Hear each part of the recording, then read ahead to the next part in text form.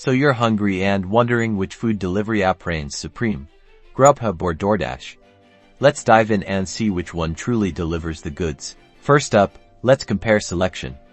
Open both apps and search for the same restaurant. Which app has it? And which one has a wider variety of cuisines overall in your area? Take a look and note which app offers you more options. Now, let's talk money. Add the exact same items to your cart on both apps.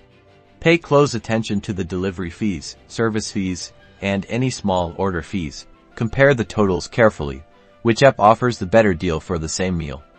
Remember, prices can fluctuate, so this comparison is valid for this specific moment. Do you order frequently? Both Grubhub and DoorDash offer subscription services, perks and Dash Pass respectively. Analyze the benefits, like free delivery and discounts. See which subscription aligns best with your ordering habits. What if something goes wrong? Check the app's customer support options. Is there a live chat, phone support, or just email? Quick access to help can be crucial if your order is late or incorrect. Ultimately, the best app depends on your individual needs and location. Consider selection, pricing, subscription benefits, and customer support to determine which platform earns your loyalty.